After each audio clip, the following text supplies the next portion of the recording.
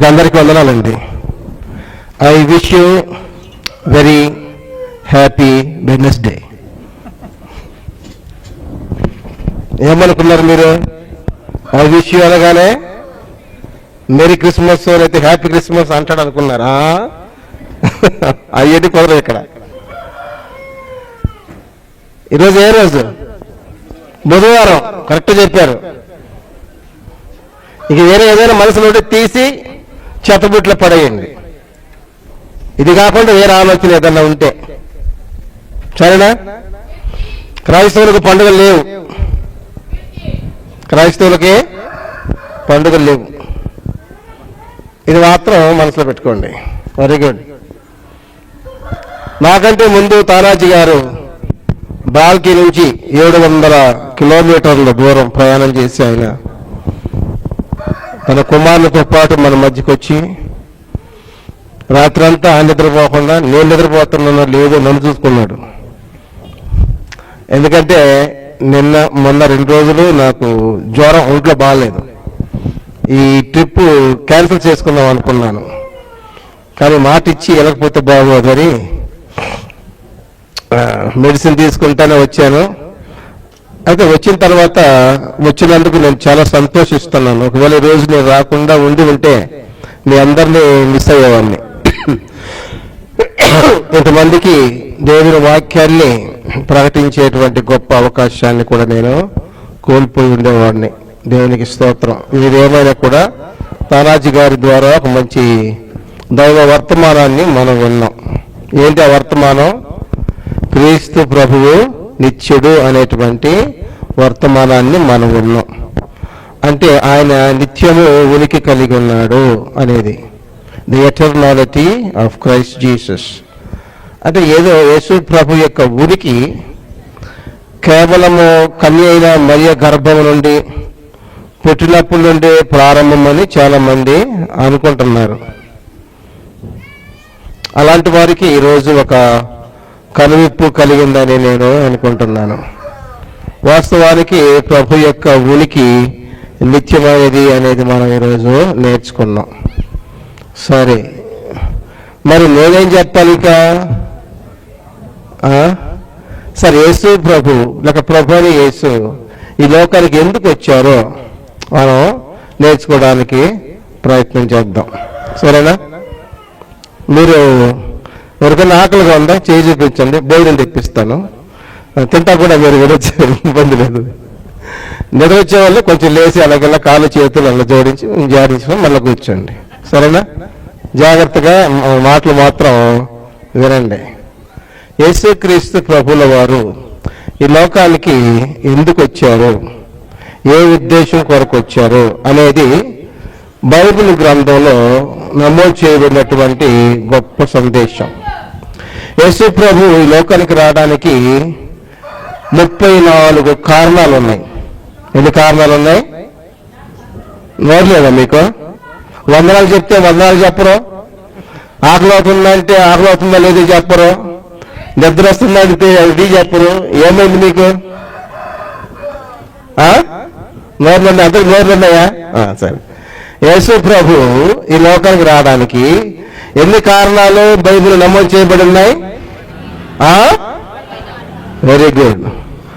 అంటే వాటిలో ఒక్క కారణం మాత్రమే ఈరోజు మనం ధ్యానం చేయబోతాం. 34 చెప్తే 3 రోజులు పడింది, అట్లా కాదు. ఆ 34 కారణాల్లో ఒక కారణం, why Jesus came to this world. యేసు క్రీస్తు ప్రభుల వారు ఈ లోకానికి ఎందుకు వచ్చారు, లేక ఆయన ఎందుకు పంపబడ్డారు. యేసు ప్రభు లోకానికి రావడంలో గల దేవుని యొక్క ముఖ్యమైనటువంటి ప్రాథమికమైనటువంటి ఉద్దేశం ఏమిటి అనేది ఈరోజు మనం నేర్చుకోవడానికి ప్రయత్నం చేద్దాం. ఆ ప్రయత్నానికి ముందుగా జీవనల్లి కేఆర్ పురం క్రీస్తు సంఘముల వారికి ప్రత్యేకంగా వందనాలు తెలియజేస్తూ ఉన్నాను. ఈ సెలవు దినం ఈరోజు. మీరు అనుకుని ఉంటే ఈ దినాన్ని మీరు ఎలాగైనా స్పెండ్ చేసి ఉండొచ్చు, అది మీ ఇష్టం. మీరు బలవంతంగా తీసుకొచ్చి ఇక్కడ కూర్చోబెట్టాల్సిన అవసరం కూడా లేదు. కానీ మీరు సెలవు దినాన్ని వ్యర్థం చేసుకోకూడదని సమయాన్ని వెచ్చించి, ధనాన్ని వెచ్చించి మీరు ఇలాగ కూడుకోవడం అనేటువంటిది చాలా అభినందించదగిన విషయం. నేను మిమ్మల్ని మెచ్చుకుంటున్నాను. ఇలాగే సమయం దొరికినప్పుడంతా దేవుని వాక్యాన్ని నేర్చుకోవడం మనకెంతో మంచిది. సరే, యేసు ప్రభు ఈ లోకానికి రావడానికి అనేక కారణాలున్న వాటిలో ముఖ్యమైనటువంటి ఒక కారణాన్ని మనం ధ్యానం చేస్తాం. అది ఆ కారణం లేక ఆ ఉద్దేశం లూకా సువార్త 19వ అధ్యాయంలో 19వ వచనంలో నమోదు చేయబడింది. చూద్దాం. లూకా సువార్త 19వ అధ్యాయంలో 10వ వచనంలో ఆ యొక్క కారణము నమోదు చేయబడింది. యేసుక్రీస్తు ప్రభుల వారు ఈ లోకానికి ఎందుకు వచ్చారో లూకా ఇలా నమోదు చేస్తున్నాడు. నశించిన దానిని వెనక్కి రక్షించుటకు మనిషి కుమారుడు వచ్చునని అతనితో చెప్పాను. అతను ఎవరు? అతనితో చెప్పాను. ఎవరు అతను? అతనంటే ఎవరు? చెప్పినట్టు చెప్పింది ఎవరు? నన్ను చూడాలి మీరు. ఎటు చూడకూడదు, అటు ఇటు చూడకూడదు. లూకా సువార్త 19వ అధ్యాయము 10వ వచనం. నశించిన దానిని వెనక్కి రక్షించుటకు మనిషి కుమారుడు వచ్చునని అతనితో చెప్పాను. ఎవరితో చెప్పారు ఈ విషయం?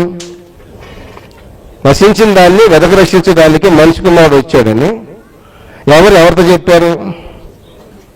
మనిషి కుమారుడు చెప్తున్నాడు. ఎవరితో? జక్కయ్యతో చెప్తున్నాడు. ఎరుకో పట్టణస్థుడైనటువంటి జక్కయ్యతో నశించిన దానిని వెదక రక్షించడానికి వచ్చిన మనిషి కుమారుడు ఆయనతో చెప్పాడు. ఇది మీకు అర్థం కావాలంటే ఇప్పుడు మీరు మొదటి వచ్చిన నుండి 9 వచనాలు చదివితే అప్పుడు ఆ 10వ వచనం అర్థమైంది. మొదటి వచనం చదువుతున్నాను. ఆయన సంచరించుచు ఎరుకో పట్టణంలో ప్రవేశించి దాని గుండా పోగుచుండెను. ఇదిగో సుంకపు గుత్తదారుడును ధనవంతుడునైన జక్కయ్య అనే పేరు గల ఒకడు యేసు ఎవరో చూడగోరెను అని అక్కడ రాయబడింది. అంటే ప్రభువైన యేసు నశించిన దాన్ని వెదక రక్షించడానికి వచ్చిన మనిషి కుమారుడే ఆ జక్కయ్య అనేటువంటి మనిషితో, ఆ వ్యక్తితో ఈ మాట చెప్పాను. ఇప్పుడు చెప్పండి, యేసు ప్రభు లోకానికి ఎందుకు వచ్చారు చెప్పండి.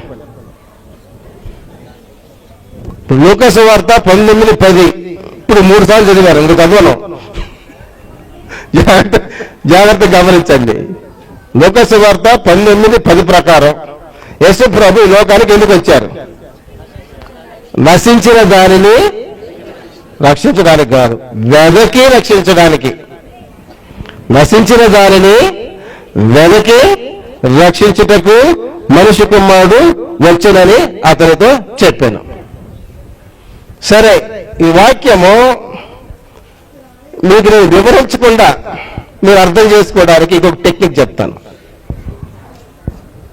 ఈ లూకా 19:10 మీకు సులువుగా అర్థం కావడానికి ఒక మార్గం చెప్తాను. అదేంటంటే ఈ లేఖన భావంతో పోల్చి, ఈ వచనంతో పోల్చి ఇంకొక వచనం చదవమంటాను. అప్పుడు మీరు ఈ వచనం చాలా ఈజీగా అర్థమైంది. 1 తిమోతి 1వ అధ్యాయము 15వ వచనాన్ని చదివితే లూకా 19:10 మీకు స్పష్టంగా అర్థం కావాలంటే తిమోతికి రాసిన మొదటి పత్రిక, పౌలు తిమోతికి రాసిన మొదటి పత్రిక 1వ అధ్యాయం 15వ వచనాన్ని చదివితే మీకు ఇది అర్థమవుతుంది. ఏముంది అక్కడ?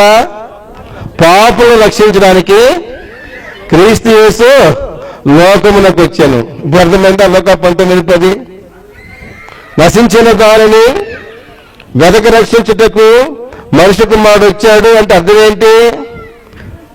పాపులను రక్షించడానికి యేసుక్రీస్తు లోకానికి వచ్చాడు అని అర్థం.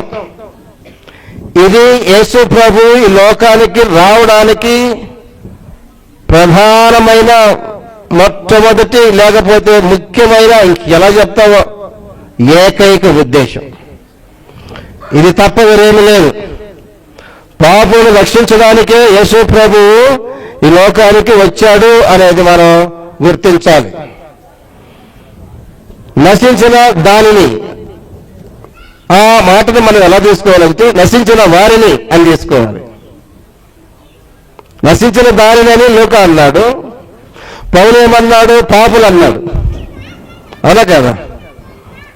అప్పుడు నశించిన వారంటే ఎవరు? పాపులు. ఈ పాపులను వెదకి రక్షించడానికి, వెదకడం అంటే ఏంటి?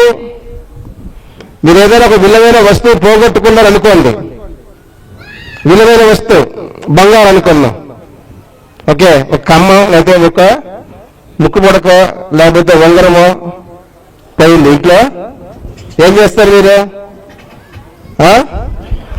పోయిందిలే, అదే దొరికినప్పుడు దొరికింది అని వదిలేస్తారా? ఏం చేస్తారు? వెతుకుతారు. ఎలా వెతుకుతారు? ఎవరు చదువుతారా? తర్వాత ఎలా వెతుకుతారు? ఎవరు చెప్పింది అన్నమాట? Very good. దొరికే వరకు వెతకడం. ఇది లూకా సువార్తలో ఈ మాట ఉంది. లూకా సువార్త 15వ అధ్యాయంలో 5వ వచనము 8వ వచనంలో, ఏ వ్యక్తి అయినా సరే ఏదైనా ఒక విలువైన వస్తువును పోగొట్టుకున్నప్పుడు అది దొరికే వరకు దానిని శ్రద్ధతో వెతుకుతాడు. అలాగూ నశించిపోయినటువంటి ప్రతి వారిని, ప్రతి పాపులందరినీ వారు ఆయనకు దొరికే వరకు వారిని వెతికి వారిని రక్షించడానికి మనిషి కుమారుడు లోకానికి వచ్చారు అని మనం చూస్తున్నాం.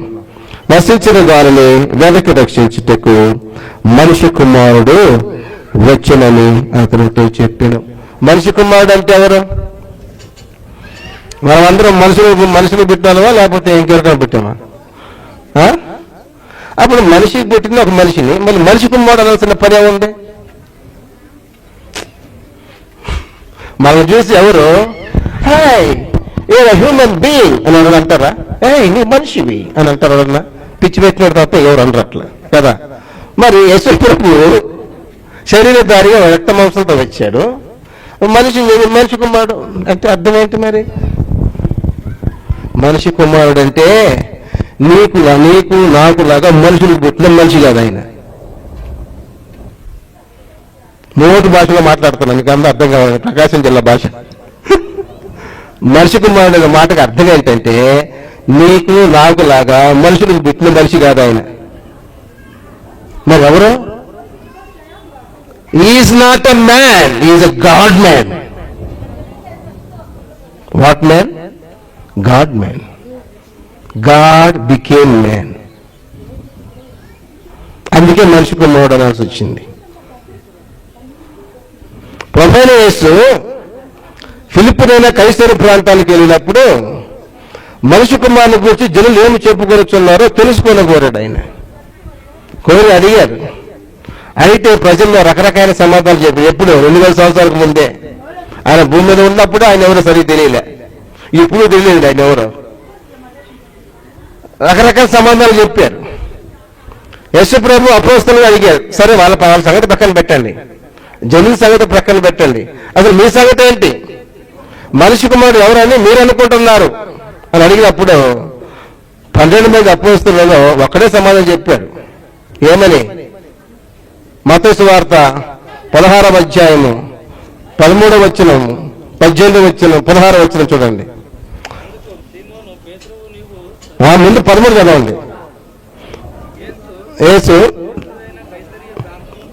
ఫిలిప్పునైన కైసరు ప్రాంతంలోకి వచ్చి మనిషి కుమారుడు ఎవడని జనులు చెప్పుకొనుచున్నారని చాలు అడిగారా? అందుకు వాళ్ళు రకరకాల సమాధానాలు చెప్పారు. ఇప్పుడు పేతురే సమాధానం చెప్పాడు. 16 వచ్చింది చదవండి. అందుకు సీమోను పేతురు ఏం చెప్పాడు? నీవు సజీవుడకు దేవుని కుమారుడు అయిన క్రీస్తువు. సో ఇప్పుడు మనిషి కుమారుడు అంటే ఎవరు? మనిషి కుమారుడు అంటే ఎవరు? ఇప్పుడు సజీవుడకు దేవుని కుమారుడైన క్రీస్తు అంటే నశించిన వారిని వెదకి రక్షించడానికి ఈ లోకానికి వచ్చిన ఆ మనిషి కుమారుడు ఎవరట? సజీవుడకు దేవుని కుమారుడైన క్రీస్తు. సరే, మనిషి కుమారుడు వచ్చాను అని ఉంది. వచ్చాను అంటే అంతకుముందు ఎక్కడ ఉన్నాడు? నేను వచ్చా, ఇది రాకముందు నేను ఎక్కడ ఉన్నా? చెన్నైలో ఉన్నాను. తానాజీ గారు ఎక్కడ ఉన్నారు? బాలికా బోలికా ఏమున్నది బాలిక. సరే, మధ్య మధ్య నవ్విత్తాను వాక్యం అంటారు మన వాళ్ళు కదా ఒక రోగం. మరి ఏం చేస్తాం, మీలాగా మేము కూడా తయారవలసి వచ్చింది. సరే, నేను వచ్చాను. ఎక్కడి నుంచి వచ్చా? చెన్నై నుంచి వచ్చా. ఆయన బాలిక నుంచి వచ్చాడు. మీరందరూ ఒక్కో స్థలం నుంచి ఇక్కడికి వచ్చారు.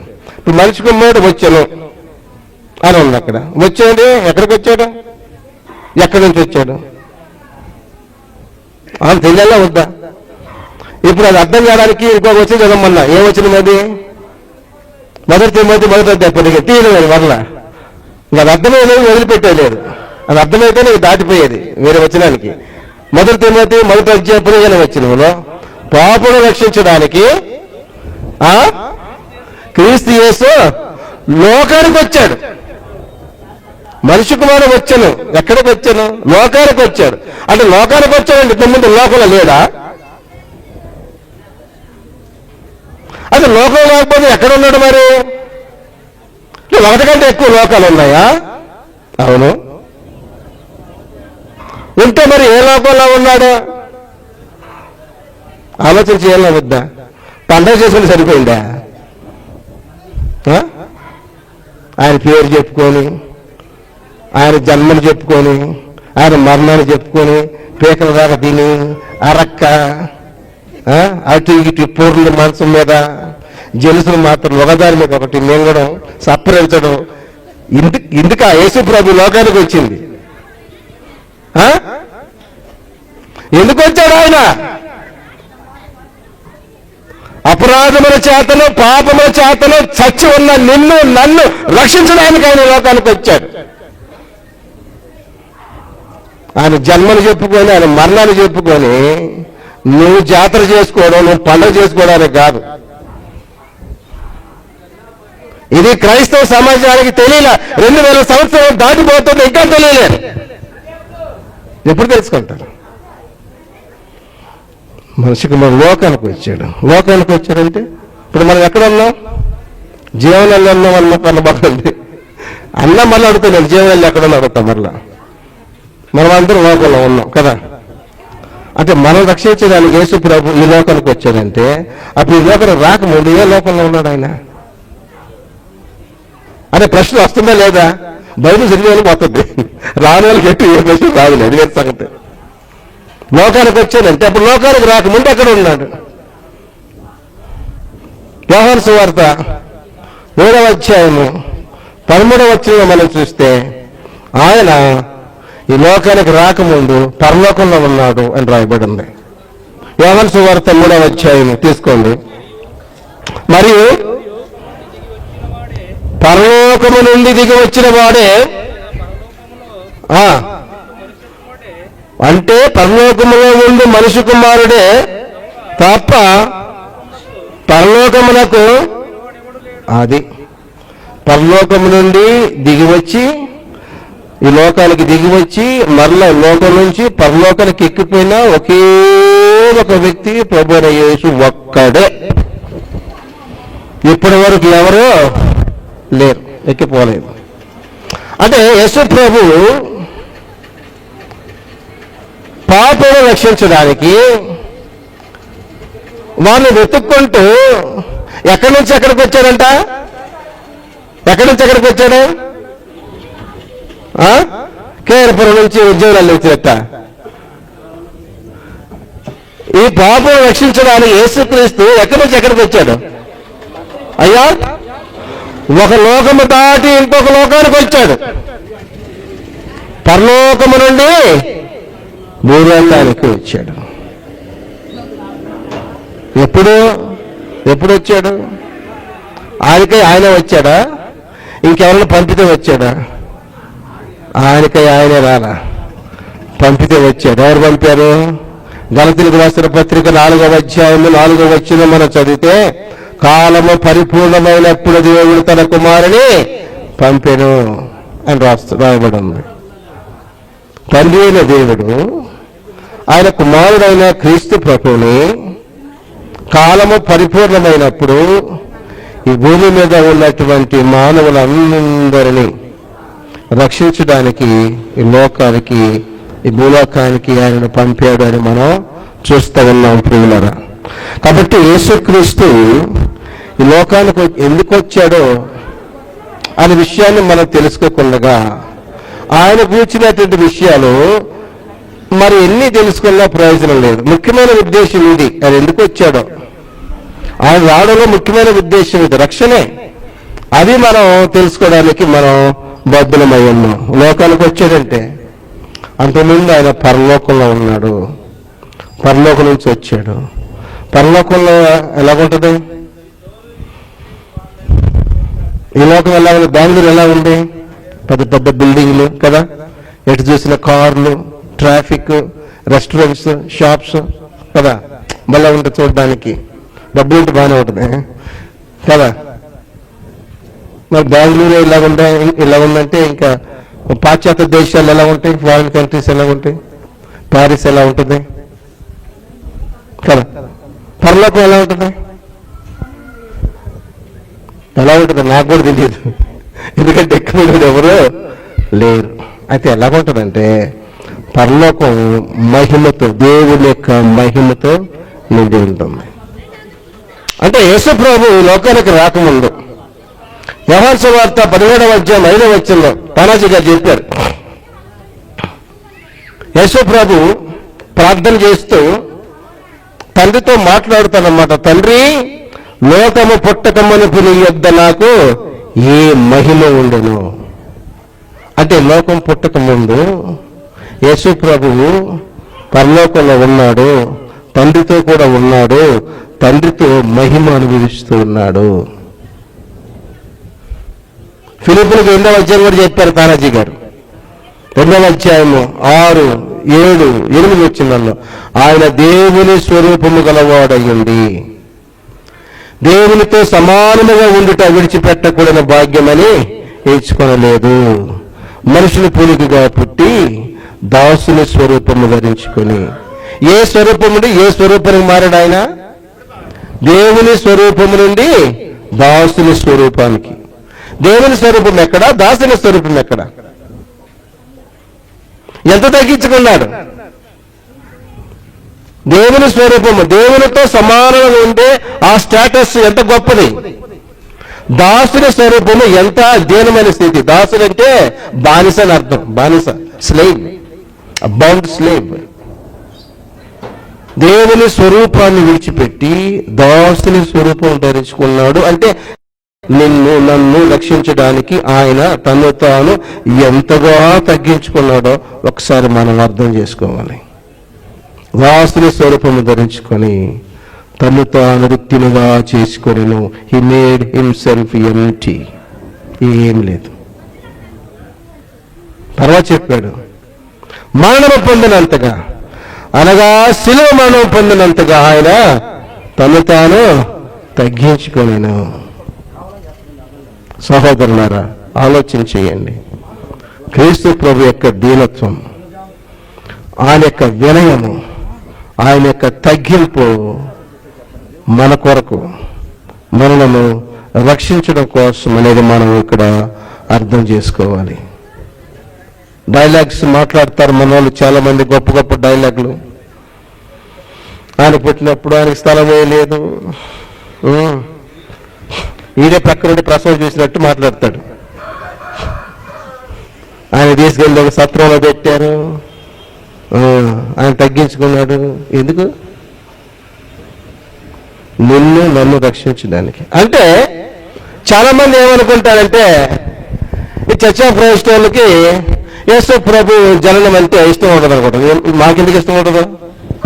యేసు ప్రభువుని ఎక్కువ ప్రేమించాలంటే మేమే ప్రపంచంలో, మా తర్వాత ఎవరైనా. యేసు ప్రభు జననము గ్రంథంలో రమ్మ చేయబడింది, మేము కాదంట్లా. మా ప్రశ్న ఏంటంటే జన్మ దినము నమోదు చేయబడిందా? అది ప్రశ్న. ఆ ప్రశ్న సమాధానం చెప్పండి. యేసు ప్రభు యొక్క జన్మ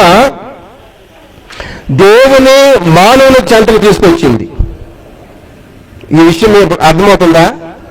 యేసు ప్రభు యొక్క జన్మ దేవుని మానవుని చెంతకు తీసుకొచ్చింది. అంటే అర్థమైందా మీకు? The birth of Christ brought God to man, to man kind కదా. ఇమ్మానుయేల్ అంటే అర్థం ఏంటి? నేను ఒక గర్భవతి పోయి కుమారుని కన్ని ఆయనకి ఇమ్మానుయేల్ పేరు పెడతాను. ఇమ్మానుయేల్ అంటే అర్థం ఏంటి? God with us. అంటే అప్పుడు క్రీస్తు జన్మ ఈ లోకానికి ఏం తీసుకొచ్చిందంటే దేవుని మానవుని చెంతకు తీసుకొచ్చింది. అయితే ఇంకొక ఆశ్చర్యమైన విషయం ఏంటంటే క్రీస్తు ప్రభు యొక్క మరణము మనిషిని దేవుని దగ్గర తీసుకొచ్చింది. మనిషిని దేవుని చెంతకు తీసుకొచ్చింది. క్రీస్తు ప్రభు యొక్క మరణము, సమాజ పునరుద్ధారం లేకపోతే ఏ మానవుడికి రక్షణ లేదు, ఏ మానవుడికి దేవునితో సమాధానమో లేదు. రెండింటిని మనం గౌరవిస్తున్నాం. ఎలా గౌరవించాలి? ఆయన లోకానికి ఎందుకు వచ్చాడో ఆ ఉద్దేశాన్ని మన జీవితంలో మనం నెరవేరిస్తే, ఆయన ఏ ఉద్దేశం కొరకు ఈ లోకంలో పుట్టాడు, ఏ ఉద్దేశం కొరకు ఆయన లోకానికి వచ్చాడు, ఆ ఉద్దేశాన్ని అర్థం చేసుకొని నీవు పాపమని గ్రహించి ఆయన అనుగ్రహించేటువంటి ఆ రక్షణను నీవు పొందినట్లయితే నిజంగా నువ్వు ఆయన గౌరవించిన వాడువే. ఆయన నీ కొరకు చిందించినటువంటి ఆ అమూల్యమైన రక్తం యొక్క ప్రాముఖ్యతను, ఆ పరిశుద్ధతను, దాని యొక్క మూల్యాన్ని నువ్వు అర్థం చేసుకొని ఆయన ఇచ్చే రక్షణను పొందుకుంటే ఆయనను గౌరవించినడు అవుతావా? లేకుంటే ఆయన ఇచ్చే రక్షణను నిర్లక్ష్యం చేసి ఇక వేరే ఏం చేసినా ఆయనకు మనం సంతోషం కలుగజేయగలమా? ఒకసారి ఆలోచన చేయండి. యేసు ప్రభు ఈ లోకానికి ఎందుకు వచ్చాడో ఆ ఉద్దేశాన్ని మనం మన జీవితాల్లో నెరవేర్చకుండా వేరే ఏం చేసినా, ఎంత గొప్ప పని చేసినా అది ఆయనకు సంతోషం కలుగుతుందా? ఇక్కడ తమిళ వాళ్ళు ఉన్నారా? తమిళ వాళ్ళు అందరికి వచ్చా? రచ్చిపు వేండ சோறு மட்டும் வேணும், அவர் பிறந்த நாள் வேணும், அவர் செத்த நாள் வேணும், ரட்சிப்பு மட்டும் வேண்டாம். இதெல்லாம் ஒரு கிறிஸ்தவடா நீ చెప్తే మీకు అర్థమవుతుందా? ఆయన ఎందుకు వచ్చాడు లోకానికి? ఆయన ఎందుకు పుట్టాడు ఈ లోకంలో? నిన్ను నన్ను రక్షించడానికి కదా. మరి ఆ రక్షణ నువ్వు పొందావా? పొందావా? అది కదా మరి ప్రాముఖ్యం. ఇప్పుడు మనం చదివిన సందర్భాన్ని మనం ధ్యానం చేద్దాం. లోక సువార్త 19వ అధ్యాయం. నశించిన దానిని వెనక రక్షించుటకు మనిషి కుమారుడు లోకములకు వచ్చినని అతనితో చెప్పాను. అతనితో జక్కయ్యతో చెప్పాడు. అసలు ఆ జక్కయ్య ఎవరు? ఆయన ఉద్యోగం ఏంటి? ఆయన సోషల్ స్టేటస్ ఏంటి? ఆయన యేసు ప్రభుని ఎలా వెతుక్కుంటూ వచ్చాడు, ఆయన ఎలా మారాడు? ఒకసారి మనం చూద్దాం. లోక సువార్త 19వ అధ్యాయము 9 వచనాలు ధ్యానం చేద్దాం. 9 వచనాలు అంటే 9 నిమిషాలు, ఏ కంగారు పడద్దు మీరు. మొదటి వచనం ఏంటంటే జక్కయ్య గురించి చెప్పిన మాటలు. ఆయన సంచరించుచు ఎరుకో పట్టణంలో ప్రవేశించి దాని గుండా పోగుచుండెను.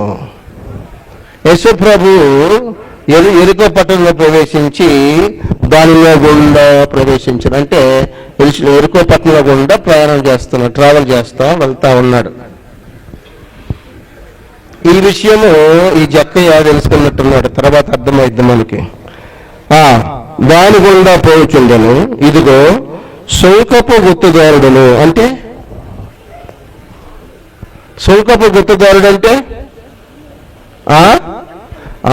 Tax collector, tax gatherer R tax collector. Tax collector అంటే బాగా ఇన్కమ్ వస్తుంది కదా. ఏమేమి ట్యాక్స్ ఉన్నాయి మాకే? సేల్స్ ట్యాక్స్, ఇన్కమ్ ట్యాక్స్ కదా, direct tax, indirect tax, professional tax, ఆ ట్యాక్స్, ఈ ట్యాక్స్, రకరకాల ట్యాక్సులు. మన దేశంలో ట్యాక్సులు మాత్రం తక్కువ లేదు కదా. ఈ ట్యాక్స్ కలెక్టర్ అంటే ప్రభుత్వ ఉద్యోగం చేసేవాడు, గవర్నమెంట్ ఆఫీసర్. ఎవరో ఒక ప్రభుత్వ అధికారి. సరే, మీకు అర్థం కాదు చెప్తాను. ఇన్కమ్ ట్యాక్స్ ఆఫీసర్ అనుకున్నాం, అర్థమైందా? మీకు అర్థం కావడం కోసం అలా చెప్తున్నాను. సుంకపు గుత్తదారుడు, ట్యాక్స్ వసూలు అంటే పన్ను వసూలు చేసేవాడు. రెండవది ధనవంతుడు. ఏంటి? ధనవంతుడు. ఒక ప్రభుత్వ అధికారంలో ఉన్నటువంటి ఒక వ్యక్తి, ప్రభుత్వ అధికారి. రెండవది ధనవంతుడు, గొప్ప ధనవంతుడు. ఆ స్టేజ్లో మనం ఉంటే అసలు మన దేవుడు గుర్తొస్తాడా? చెప్పండి. ఐశ్వర్యం, ధనం ఎక్కువైపోయి అధికారం చేతిలో ఉంటే దేవుడు గుర్తురాడు ఎవరికి. కానీ ఈ వ్యక్తి అలాగదు, ఇతడు చాలా మంచోడు. ఎంత పెద్ద అధికారంలో ఉన్నా, ఎంత ఆస్తి ఉన్నా ఆయన ఎలా ఉన్నాడు? ఆయన పేరే కదా సుంకపు గుత్తదారుడును ధనవంతుడునైన జక్కయ్య అను పేరు గల ఒకడు. ఆయన పేరేంటి? నోరు లేదా మీకు? ఆయన పేరేంటి? జక్కయ్య. చూడండి, ఆ స్థితిలో, ఆ స్టేటస్ లో ఉన్నటువంటి ఆ వ్యక్తికి ఒక కోరిక ఉంది. చూడండి, మీరు చెప్తారు. ఈ జక్కయ్యకి ఒక కోరికలు లేని మనసులో ఏమైనా ఉన్నారా? నాకు ఏ కోరిక లేదు, చేయి చెప్పించండి అంటే అందరికి ఉన్నట్టే నా కోరికలా? ఇప్పుడు ఈ ధనవంతుడైన, ఈ అధికారి అయిన ఈ జక్కయ్య కూడా కోరిక ఉంది. ఏంటా కోరిక? డబ్బులు ఎక్కువైపోయి చంద్రమండలంలో పోయి ఒక బిల్డింగ్ కట్టి అక్కడ సెటిల్ అవ్వాలి. కాదు. ఏంటి ఆయన కోరిక? చూడండి, ఆశ్చర్యంగా ఉంది ఆయన కోరిక. యేసు ఎవరు అని కోరెను. అది కోరిక. ఏం కోరిక ఆయనకి? యేసును చూడాలి, యేసు ఎవరో చూడాలి. ఎంత గొప్ప కోరిక. జేబులో 4 రూపాయలు ఇస్తే ఎవరు కనపడరు మనకి. దేవుడా, దయ్యమా, తల్లి పిల్ల తేడా తెలీదు, మీద తేలుతుంటారు. మా ఏరియాలో అయితే చెన్నైలో ఎట్లా నడవరు, అద్దం నడుస్తారు రోడ్డు మీద. ఎట్లా నడుస్తారు అద్దం? ఏది జేబులో 4 రూపాయలు ఎక్కువైతే చాలు. ఏంటి ఆయన స్టేటస్? ఏంటి ఆయన స్థితి? ఏంటి? ఒక అధికారి, ధనవంతుడు. ధనవంతులకు కోరిక, ఏ కోరిక ఉంటుంది? ఉన్న ధనాన్ని ఇంకా ఎట్ట రెట్టింపు చేయాలని కోరికలు ఉంటాయి, వాళ్ళకి ఆలోచనలు ఉంటాయి, సంకల్పాలు ఉంటాయి కదా. కానీ ఈ ధనవంతుడికి ఉన్న కోరిక చాలా ఆశ్చర్యమైన కోరిక.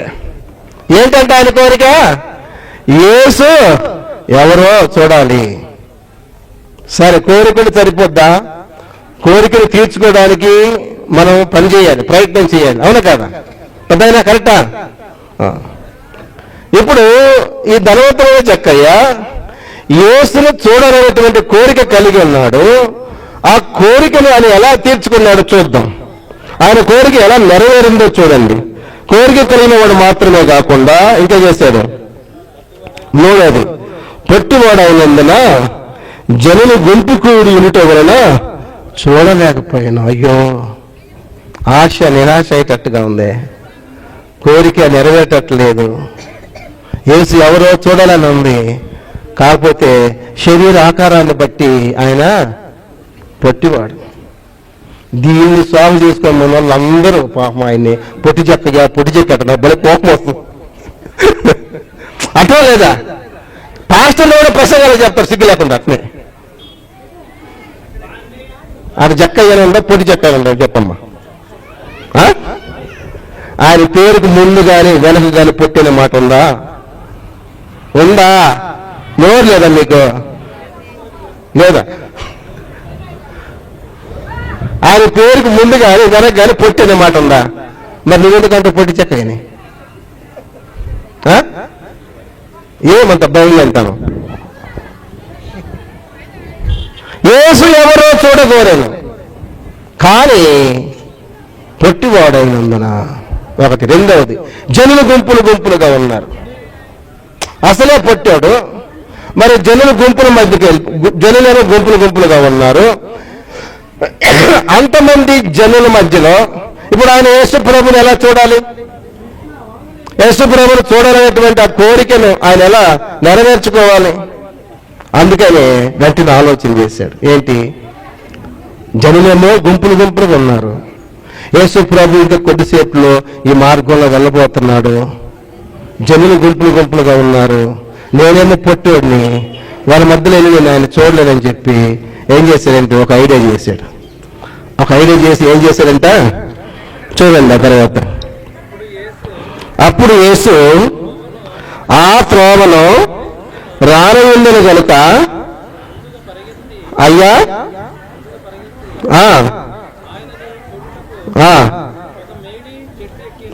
చాలు, జాగ్రత్త గమనించండి. యేసును చూడాలని ముందు కోరుకున్నాడు. రెండవది, కోరుకున్న తర్వాత ఆయన చూడడానికి ఏమేం ప్రయత్నాలు చేయాలో ఆ ప్రయత్నాలన్నీ చేస్తున్నాడు. ఒకవైపు క్రౌడ్ ఎక్కువగా ఉంది, జనులు గుంపులుగా ఉన్నారు. ఏమేమో పొట్టాడు, చూడలేడు. ప్రభు ఆ త్రోవను వస్తున్నాడనే వార్త వినిపించింది. అప్పుడు ఇతను ఏం చేస్తున్నాడంటే, జాగ్రత్త గమనించండి, అతడు ముందుగా పరిగెత్తి, జాగ్రత్త గమనించండి, ఎలా వెళ్ళాడు జక్కయ్య ప్రభువులు చూడడానికి? ముందుగా పరిగెత్తాడు. ఎవరికి ముందు? జనాలకు ముందు ఒకటి. రెండవది, యేసు ప్రభు ఆ త్రోవలో రాలేవాడు, ఇంకా రాలా. ఆయనకంటే ముందు ఆయన పరిగెత్తున్నాడు. ఆయన రాకముందే పరిగెత్తే ఆయన చూడని అయింది. ఆయన నిదానంగా నడిచిపోయి అని లేదు అక్కడ. ఏమైంది అక్కడ? ముందుగా పరిగెత్తి ఆయన చూచుటకు ఒక మేడి చెట్టు ఎక్కాను. మంచి ఐడియా చేశాడు. పొట్టుని ఈ క్రౌడ్లో నేను ప్రభువుని చూడలేను, అందుకని చెట్టు ఎక్కితే హైట్లో వచ్చి బాగా చూడొచ్చు, క్లియర్గా కనిపిస్తాడు. ఆయన బ్రెయిన్ ఉపయోగించాడు. అందుకే తెలుగులో సామెత ఉంది, పొట్టుడికి పుట్టుడి చిత్తులది కదా. ఆలోచన చేశాడు, ఉపయోగించాడు, చెట్టు ఎక్కాడు. ఇక్కడ సందేశాన్ని, ఈ లేఖన భాగంలో ఉన్నటువంటి మెయిన్ మెసేజ్ని మనం క్యాప్చర్ చేయగలిగితే నిజంగా యేసుక్రీస్తు లోకానికి ఎందుకు వచ్చాడో నువ్వు అర్థం చేసుకొని నువ్వు రక్షణ పొందుతావు. ఒక పాస్టర్ ప్రసంగం చేశాడు దీని మీద. ఏమని? ఈ 10 వచనాలు అన్ని వదిలేసి ఆ మేరు చెట్టుని పట్టుకుంటాడు. ఏం పట్టుకున్నాడా? అమ్మా సువార్తమ్మ, యేసు ప్రభు ఏ చెట్టు ఎక్కాడు అంటే ఆయన అట్టే చెప్తుంది. సువార్తమ్మ చెప్పాల. మార్తమ్మ అడిగాడు, మార్తమ్మా నువ్వు చెప్పు యేసు ప్రభు ఏ చెట్టు. ఆమె చెప్పలేదు. ఇంకా దవలకుడు ఈ పాస్టర్, యేసు ప్రభు తాడి చెట్టు ఎక్కల, యేసు ప్రభు కొబ్బరి చెట్టు ఎక్కల, యేసు ప్రభు మర్రి చెట్టు ఎక్కల, యేసు ప్రభు వేప చెట్టు ఎక్కల. ఊర్లో ఉన్న చెట్లన్నీ పేరు చెప్పేలా 2 గంటలు అయిందంట బస్సు. ఎందుకు ఆ సోది అంతా? ఇక్కడ మేరు చెట్టు ఉండు కదా. ఇంకా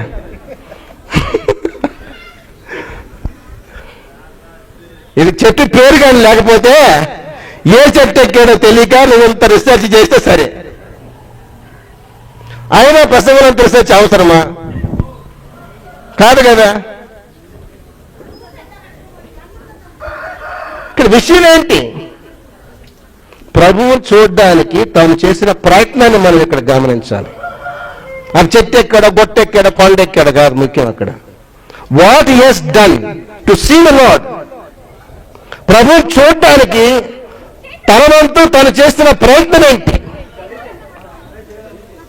ప్రభువుని చూడడానికి, ప్రభువుని సమీపించడానికి, ఆయన సువార్తలను సంధించడానికి లేక లోబడ్డానికి నువ్వు నీ వంతులు చేసే ప్రయత్నం ఏంటి? మన వంతు మనం ఏం చేస్తున్నాం, అది ప్రాముఖ్యం. ప్రభువు ఎక్కడ వెళ్ళిపోతాడో, నేను ఆయన చూడకుండా మిస్ అయిపోతానేమో అనే భయంతో ముందుగా పరిగెత్తి ఒక మేడి చెట్టు ఎక్కి చెట్టు మీద నుంచి చూస్తూ ఉన్నాడు. చెట్టు కింద మనుషులందరూ గుంపులుగా వస్తూ ఉన్నారు. వారి మధ్యలో ప్రభు వచ్చాడు.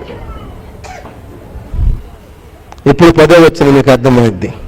ఆ చెట్టు దగ్గరికి రాగానే ఒక ఆశ్చర్యం ఏంటంటే ప్రభు కన్నులెత్తి ఆయన చూస్తున్నాడు. ఉందా? చూడండి అమ్మాయి చూడండి. 6వ వచనం, మేడి చెట్టు ఎక్కాను. ఆ తర్వాత యేసు ఆ చోటకు వచ్చినప్పుడు కన్నులెత్తి చూచి, జక్కయ్య త్వరగా దిగుము, నేడు నేను నీ ఇంట ఉండవలసి ఉన్నదని అతనితో చెప్పగా, నశించిన దాని వెతక రక్షించుటకు మనిషి కుమారుడు లోకములకు వచ్చాను. వెతుకుంటూ వచ్చాడా? ఎవరు చూశారు మొదట? ఎవరు చూశారు? సరే, ఈయన చెట్టుకి లేచిపోయినకి ఎట్లా తెలుసు? ఆయన తెలుసు. ఆయనకి అందరి హృదయాలు తెలుసు, అందరి ప్లాన్లు తెలుసు ఆయనకి. ఆయన నీలాగా నాగలాగా కేవలం మనిషి మాత్రమే కదా. అందుకే చెప్పాను, ఈజ్ గాడ్ మ్యాన్. పర్టికులర్ గా ఆ చెట్టు దగ్గరికి రాగానే యేసు ప్రభు తనంతట తానే కన్నులెత్తి జక్కయ్యని చూశాడు.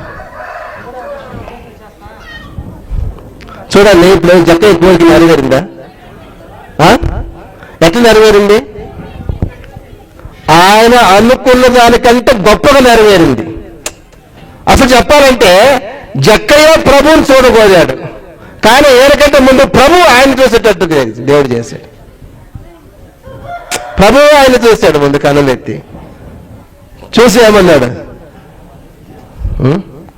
ఆయన అక్కడ ఆ చెట్టు ఎక్కడ నాకు ఎలా తెలుసు?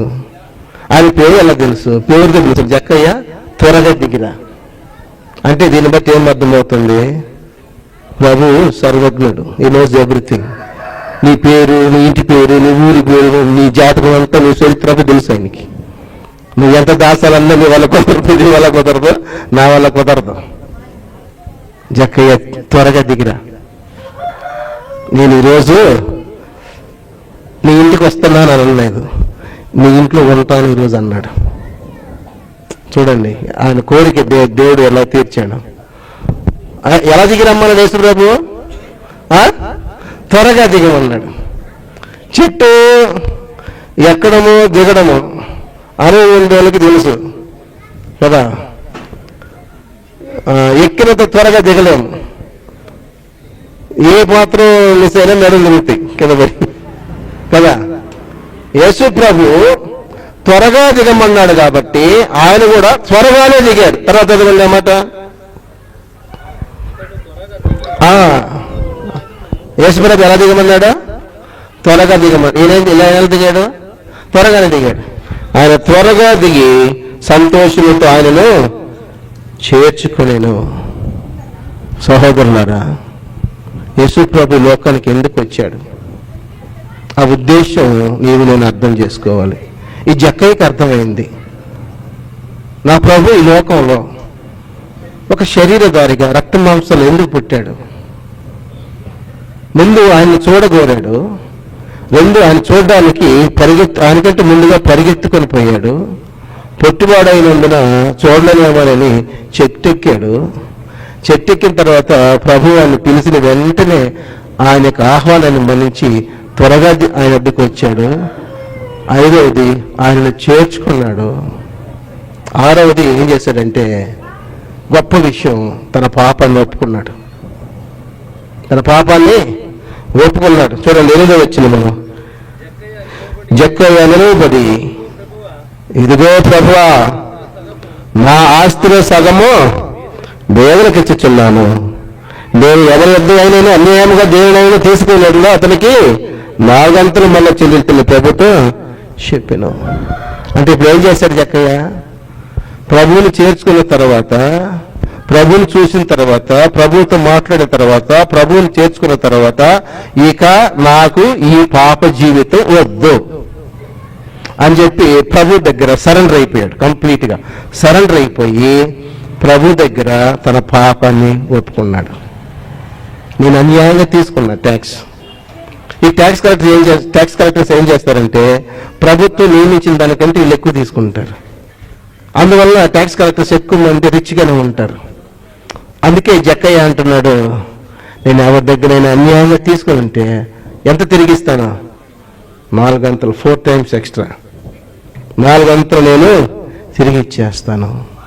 అంటే తన పాపను ఒప్పుకొని తన మారు మనసు పొందాడు.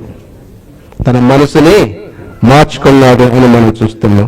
ఎప్పుడైతే తన పాపాన్ని ఆయన ఒప్పుకున్నాడో వెంటనే ప్రభు ఏమన్నాడు? 9వ వచనంలో, అందుకు యేసు, ఇతడును అబ్రహాము కుమారుడే, ఎందుకనగా నేడు ఈ ఇంటికి రక్షణ వచ్చి ఉన్నది. సహోదరులారా గమనించండి, ఒక ట్యాక్స్ కలెక్టరు, ఒక పాపి అబ్రహాం కుమారుడు అయ్యాడు. అబ్రహాం ఎవరు? విశ్వాసులకు తండ్రి. ఎలా అయ్యాడు? అబ్రహాం కుమారుడేనా? ఇప్పుడు 1వ వచనం నుంచి 9వ వచనం వరకు మీరు చదివితే విషయాలన్నీ కూడా సహోదరులారా, ఈ కథ విన్నాక ఈ జక్కయ్యలాగా నేను కూడా మారిపోవాలి, నేను కూడా రక్షణ పొందాలి, నేను కూడా అబ్రహాము కుమారుని కావాలి, నేను కూడా శారాకు కుమార్తెను కావాలి, అబ్రహాము కుమార్తెను కావాలని అనిపించలేదా మీకు? అనిపిస్తుందా? అనిపించలేదా? ఒకసారి ఆలోచించేయండి. ఏ స్థితి నుండి దేవుడు ఏ స్థితికి ఆయన మార్చాడు? ఇతడును అబ్రహాము కుమారుడే. అబ్రహాము కుమారుడు కాబట్టి ఏం చేయాలట? అవతలో ఏమో చేయాలట. ఎందుకు అబ్రహాం కుమారుడు అయ్యాడు ఆయన? ఎందుకు అయ్యాడంటే ఎలాగయ్యాడు? ఎందుకు అయ్యాడు? ఎలాగయ్యాడంటే ఎందుకనగా అక్కడే ఉంది, నేడు ఈ ఇంటికి రక్షణ వచ్చినది. అంటే ఎవరైతే రక్షణ పొందుతారో వారందరూ అబ్రహాముకు కుమారులు కుమార్తెలే. అంతేనా? దాని అర్థం అదేనా? దాని అర్థం అదేనా? ఇంకేదన్నా ఉందా? ఒకవేళ తమిళనాడు తెలుగు వస్తారు, జరిగి రాదనుకుంటారా మీరు? ఆయన విజయనగరం, ఆయనకు బాగోతు తెలుగు. 9వ వచనం ప్రకారం అబ్రహాం కుమారుడు కావాలంటే అతడు ఏం చేయబడాలి? రక్షణ పడాలి. అప్పుడు నువ్వు అబ్రహాము కుమారుడు కావాలంటే, నువ్వు అబ్రహాము కుమార్తె కావాలంటే ఇప్పుడు ఏం చేయాలి? రక్షణ పొందాలి. ఆ రక్షణ అనుగ్రహించడానికి యేసు ప్రభు లోకానికి వచ్చాడు. రక్షించిన దాన్ని వెదక రక్షించడానికి మనిషి కుమారుడు లోకమునకు వచ్చెను. అంటే పాపులను రక్షించడానికి క్రీస్తు యేసు లోకమునకు వచ్చెను. వచ్చి ఆయన ఏం చేశాడు? దేవుడు ఎలా ఉంటాడో ఈ లోకానికి ఆయన చూపించాడు. దేవుని యొక్క ప్రేమ ఈ లోకానికి బయలుపరిచాడు. దేవుని యొక్క రాజ్యాన్ని ప్రకటన చేశాడు. దేవుని యొక్క వాక్యాన్ని స్థిరపరచడానికి అద్భుతములు, మహత్కార్యాలు, సూచక్రియలు, స్వస్థతలు ఇవన్నీ కూడా ఆయన చేశాడు. చేసి చివరికి ఈ పాప మానవులందరినీ రక్షించడానికి ఆయన సిలువలో తన ప్రాణాన్ని త్యాగం చేశాడు. చనిపోయాడు, సమాధి చేయబడ్డాడు. 3వ దినమున తిరిగి లేచినందువలన మానవ కోటికి రక్షణ అనేటువంటిది వచ్చింది. ఈ రక్షణను ప్రతి ఒక్కరూ పొందాలి. యేసు ప్రభు ప్రాణత్యాగం చేసింది ఏదో ఆనాడు ఆయన జీవించిన ఆ దేశంలో ఉన్నటువంటి ఆ ప్రజల కొరకు మాత్రమే కాదు, ఇశ్రాయేలు కొరకు మాత్రమే కాదు. ఎవరెవరి కొరకు ఆయన మరణించాడట? హెబ్రీయులకు 2వ అధ్యాయం 9వ వచనం చూడండి ఒకసారి. హెబ్రీయులకు 2వ అధ్యాయం 9వ వచనంలో మనం గమనించినట్లయితే, అయ్యా ఆయన ప్రతి మనుషుని కొరకు చాలయ్యా. యేసు ప్రభు చనిపోయింది ఎవరి కోసం అంట? ప్రతి మనుషుని కొరకు. ప్రతి మనుషుడు అంటే ఎవరు? ఈ లోకంలో ఉన్నటువంటి ప్రతి ఒక్కరి కొరకు.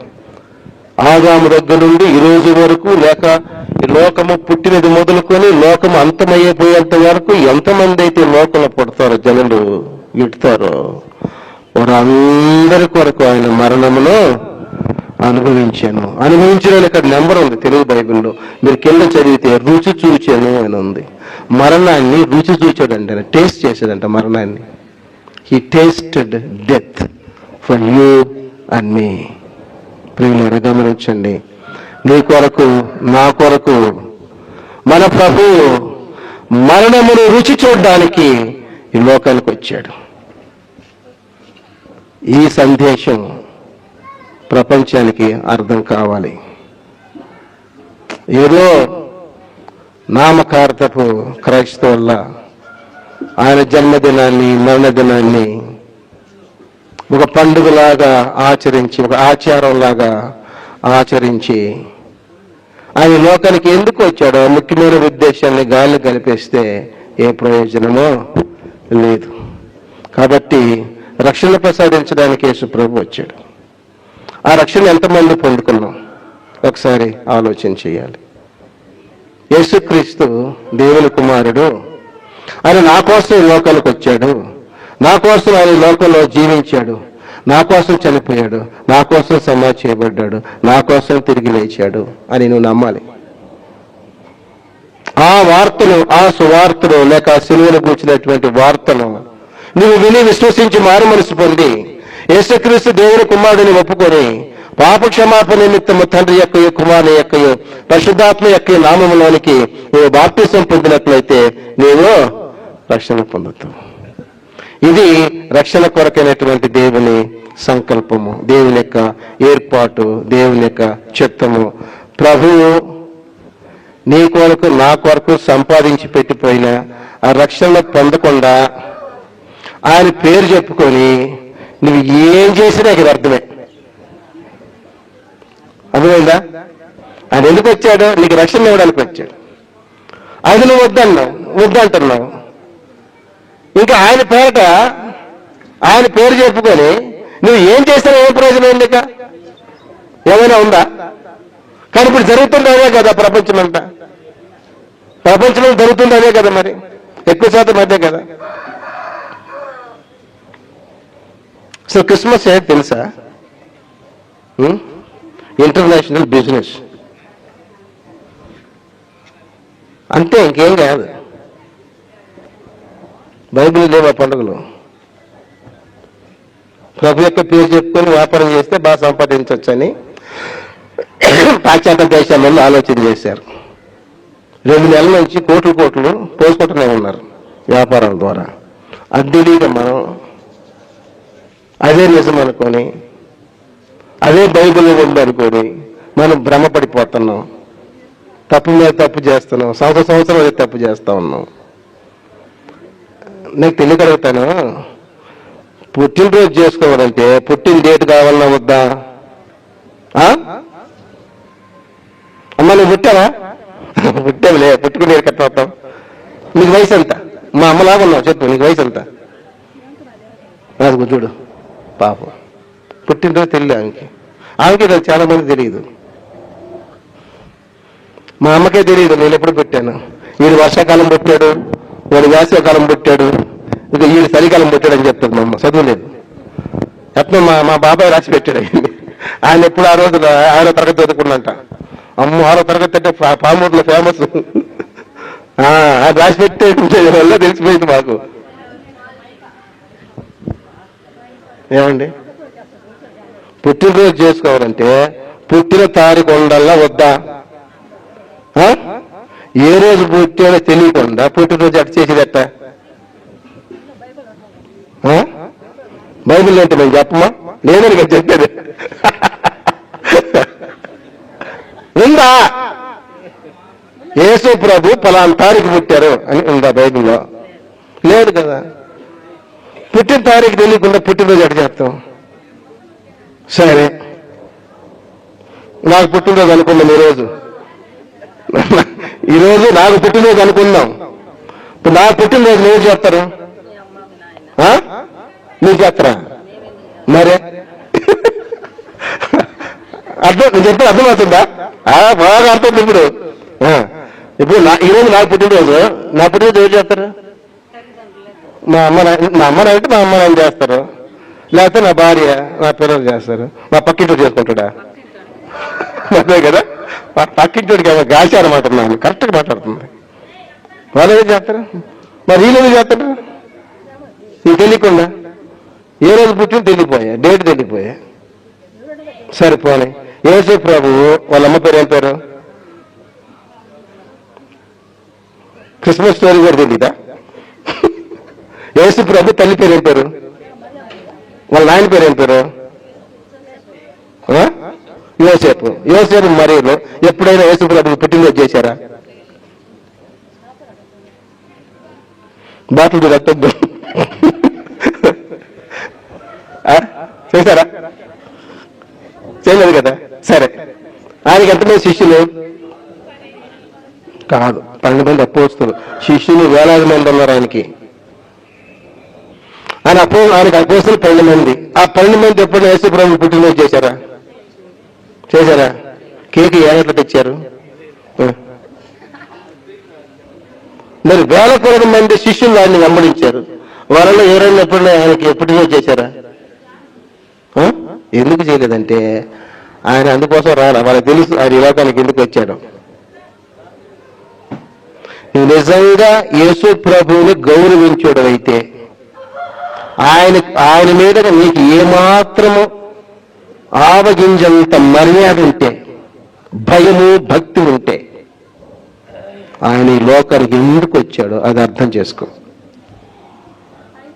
ఆ ఉద్దేశాన్ని నీ జీవితంలో నెరవేర్చు. నీవు అబ్రహాము కుమారుడు అవుతావు, నీవు అబ్రహాము కుమార్తె అవుతావు. లేకపోతే జలసిలే తిన్న పరవడం ఇంకా మంచం మీద తినదరక్క.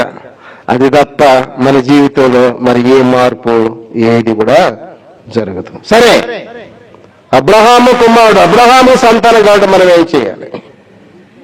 యేసు ప్రభువు అనుగ్రహించినటువంటి సంపాదించి పెట్టేటువంటి రక్షణ మనం పొందుకోవాలి. దానికి ఏం చేయాలి? గలతీయులకు 3వ అధ్యాయం చదివి ముగించేస్తాం. గలతీయులకు 3వ అధ్యాయము 26 నుండి 29 వరకు. గలతీయులకు రాసిన పత్రిక 3వ అధ్యాయము 26 నుండి 29 వరకు. యేసుక్రీస్తునందు మీరందరూ విశ్వాసం వలన దేవుని కుమారులై ఉన్నారు. క్రీస్తులోనికి బాప్తిస్మము పొందిన మీరందరూ క్రీస్తును ధరించుకొని ఉన్నారు. ఇందులో యూదుడని గ్రీసు దేశస్థుడని లేదు, దాసుడని స్వతంత్రుడని లేదు, పురుషుడని స్త్రీ అని లేదు. యేసుక్రీస్తునందు మీరందరూ ఏకమై ఉన్నారు. చదవండి. మీరు క్రీస్తు సంబంధులైతే ఆ పక్షమందు అబ్రహాము యొక్క సంతానమై ఉండి వాగ్దాన ప్రకారము వారసులై ఉన్నారు. ఇప్పుడు చెప్పండి, మనం అందరూ అబ్రహాం సంతానం కావాలంటే, అబ్రహాము కుమారులము కుమార్తెలు కావాలంటే ఏం చేయాలి? క్రీస్తు సువార్తకు లోబడి క్రీస్తులోనికి మనం బాప్తిస్మము పొంది రక్షణ పొందాలి. పొందితే మనం క్రీస్తు సంబంధులం అవుతాం. క్రీస్తు సంబంధులం అవడం ద్వారా అబ్రహాం సంతానము దేవునికి వారసులము అవుతామే తప్ప పండగ చేసుకున్నంత మాత్రాన మన రక్షణ పొందాం. పండుగ చేసుకుంటే లాభమా నష్టమా? ఏమిటి నట్టు గుర్తుంటారు. మనకు లాభమా నష్టమా? నష్టమే కదా. డబ్బులు పోయాయి, మొత్తం ఖర్చు అయిపోయాయి. ఇందులో ఒక బాధకరమైన విషయం ఏంటంటే, అప్పు నుంచి పనులు చేయగలనా? ఏమండి?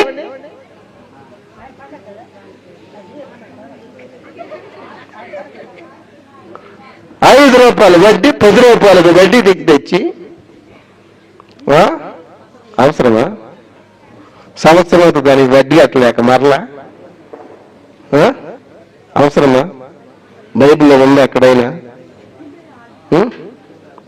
దేవుడు మనకు ఆజ్ఞాపించిన విషయాలను మనం చేసి మనకయ్యే మనమే కష్టాలు తెచ్చిపెట్టుకొని మళ్ళీ ఉంటాడు. దేవుడు ఎందుకు నన్నే శోధిస్తాడు? దేవుడు చెప్పాడు నీకు అప్పు తెచ్చి పని చేయమని?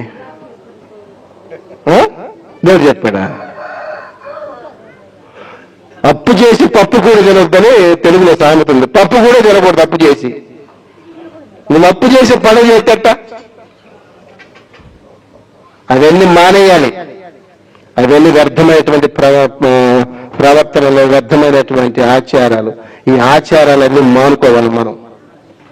పాత నిబంధన కాలంలో దేవుడైన యెహోవా ఇశ్రాయేలులకు పండుగను ఆచరించమని చెప్పాడు. ఏం కాదల్లా.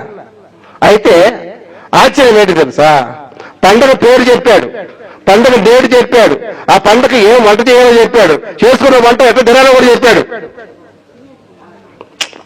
జాగ్రత్త గమనించండి.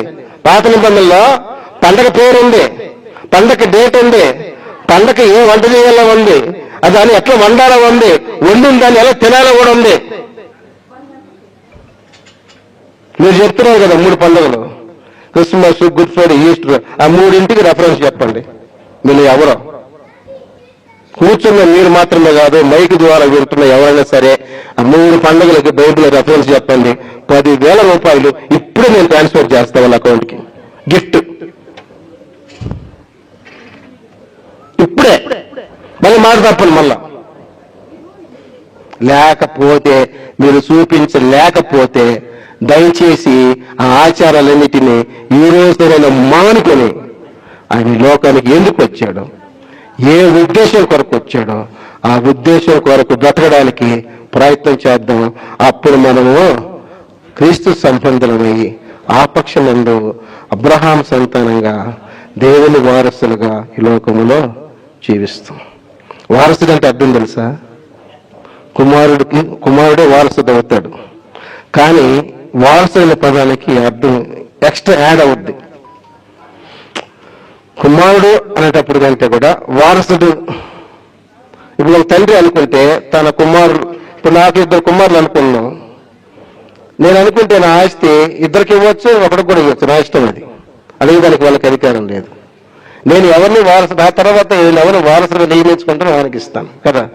అలాగే పరలోక సంబంధమైన ఆశీర్వాదాలన్నీ మనం పొందాలంటే మనం దేవునికి వారసులం కావాలి. ఎప్పుడవుతాం వారసులమే? క్రీస్తు సంబంధమైతే దేవునికి వారసులం అవుతాం. క్రీస్తు సంబంధం ఎప్పుడవుతాం? క్రీస్తులోనికి బాప్తిస్మం పొందినప్పుడు. కాబట్టి మాకు ప్రియమైన వారలారా గమనించండి, మనుషులు కల్పించిన పద్ధతులు ఎప్పుడు కూడా దైవోపదేశములు కావు. మనుషులు కల్పించిన పద్ధతులు ఎప్పుడు దైవోపదేశములు కావు. మనుషుల పద్ధతులు దేవుని పద్ధతులు కాదు, అవి మనం పెట్టుకున్నవి మన సంతోషం కోసం. మనుషులు కల్పించిన పద్ధతులతోటి, మనుషులు ఏర్పాటు చేసిన ఒక పద్ధతి ఉందనుకోండి, ఆ పద్ధతితోటి ఇదే దేవుని వాక్యం అనుకొని, ఇదే దేవుని ఆజ్ఞ అనుకొని నువ్వు దేవుని ఆరాధన చేస్తే ఆ ఆరాధన వ్యర్థమైన ఆరాధన అని బైబిల్ చెప్పింది, నేను చెప్పలే. క్రిస్మస్ మనుషులు కల్పించిన పద్ధతి, అది వ్యర్థమైన ఆరాధన నువ్వు చేసేది. గుడ్ ఫ్రైడే మనుషులు కల్పించిన పద్ధతి, అది దైవోపదేశం కాదు. ఆ రోజు నువ్వు ఏం చేసినా అది వ్యర్థమైన ఆరాధన. ఈస్టర్ మనుషులు కల్పించిన పద్ధతి, అది దైవోపదేశం కాదు. ఆ రోజు నువ్వు ఏం చేసినా అది వ్యర్థమైన ఆరాధన, వేస్ట్. వేస్ట్ అంటే ఏంటండి? వేస్ట్ అంటే ఏంటి? వ్యర్థమైన దాన్ని మనం ఏం చేస్తాం? వ్యర్థమైన దాన్ని ఏం చేస్తాం? పడేస్తాం. కరెక్ట్. ఎక్కడ పడేస్తాం? నేను తీసుకుపోయి చెత్త బొట్టిలో వేస్తాం, డస్ట్ బిన్లో. తమిళ చెప్పడం కుప్ప తొట్టిలో ఎంగా கொண்டுపోయి இவங்க பண்றாங்க. இப்ப இந்த பண்டிகை இதெல்லாம் குப்பை தொட்டில போறதுக்கு சமம். அதனால ஒரு பிரயோஜனம் கிடையாது. దానివల్ల ఏ ప్రయోజనమో?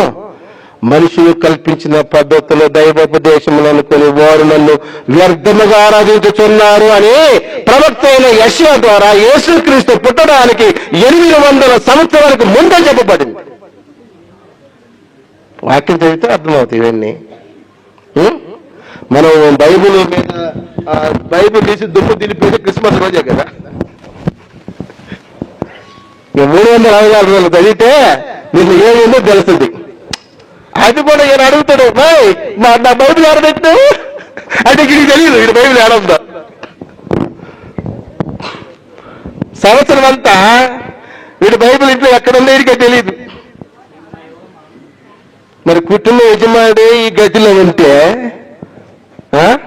ఇంకా భార్యకి వాక్యం ఏం నేర్పిస్తాడు, పిల్లలకి ఏం నేర్పిస్తాడు, వీళ్ళందరూ పరలోకం పోయేది ఎప్పుడు? ఆలోచన చేయండి. మీరు ఈయన ఎందుకు పిలిచారు చెన్నై నుంచి? మా పరువు చేస్తాను నేను అనుకోబాకండి. మరి అందరి సంగతి నేను చెప్పేది. నేను కూడా ఒకప్పుడు ఇక్కడ ఉన్నోళ్ళే. నేను కూడా క్రిస్మస్ గంతులు వేసినాను ఒకప్పుడు. నేను కూడా క్రిస్మస్ క్యారల్స్ పోయి బ్రహ్మానికి గిటార్లు వాసి పాటలు పాడినాన్నే. ఒప్పుకుంటున్నానంటే ఏమి దేశం వదిలిందా ఇప్పుడు? అవన్నీ తప్పు అని తెలుసుకున్న తర్వాత మానుకున్నాం. వద్దు, అందుకని ప్రభు వచ్చింది. నా ప్రభు వచ్చింది నన్ను రక్షించడానికి. ఆయన ఇచ్చిన రక్షణ చాలు నాకు, అవునా కదా? కాబట్టి యేసు ప్రభు ఈ లోకానికి రావడానికి బైబిల్లో 34 కారణాలు ఉన్నాయనుకున్నాం. అందులో ఒక కారణం మనం ఈరోజు నేర్చుకున్నాం. ఏంటి ఒక కారణం? నశించిన దాన్ని వెదకు రక్షించడానికి మనిషి కుమారుడు వచ్చాను. అంటే పాపం రక్షించడానికి క్రీస్తు యేసు లోకానికి వచ్చాడు. దీనిని మనం నమ్మి, దీనికి లోబడి, దీని ఇతరులకు మనం వెళ్ళి చెప్దాం. సరేనా? చేద్దామా? నిజంగా ఆఖరులు ఉన్న ఒక్క ఆయన మాత్రం తలపుతున్నాడు బాగా కరెక్ట్గా. ఇంకెవ్వరు అసలు సమాధానం చెప్పట్లా. చేద్దామా? నిజంగా చేద్దామా? ఏది? సరే, నా తిరుగు ప్రయాణం కొరకు ప్రార్థన చేయండి. ముఖ్యంగా మీ ఆహ్వానాన్ని బట్టి జీవనల్లి కేఆర్పురం క్రీస్తు సంఘం వారికి ప్రభు పేరిట నా హృదయపూర్వక వందనాలు. నేను మాట్లాడినటువంటి మాటల్లో మీకు ఎవరికైనా ఇక్కడ కూర్చున్న వారికి కానీ ఈ మైక్ ద్వారా విన్న వారికి కానీ బాధ అనిపిస్తే, ఒకవేళ నేను కష్టపెట్టుంటే నన్ను క్షమించండి, నేను అడగను. ఎందుకంటే నేనేం అబద్ధాలు చెప్పలా, బైబిల్లో ఉన్నదే చెప్పాను. ఒకవేళ మీకు కోపం వస్తే కోపపడే బదులు నా కోసం ఆలోచించండి, నన్ను క్షమించి నా కోసం ఆలోచించండి. ఇతను చెప్పింది నిజమా కాదా, బైబిల్లో ఉందా లేదని ఆలోచించండి. ఆలోచించి తగినటువంటి సమయంలో మీకు మంచి నిర్ణయం తీసుకోండి. ఇదిగో నేడే రక్షణ దినం, ఇదే అనుకూలమైన సమయం అని వాక్యం చెప్పింది. ఆలోచన చేయకుండా దేవుని చిత్తానికి మనం లోబడదాం. మీకు అందరికీ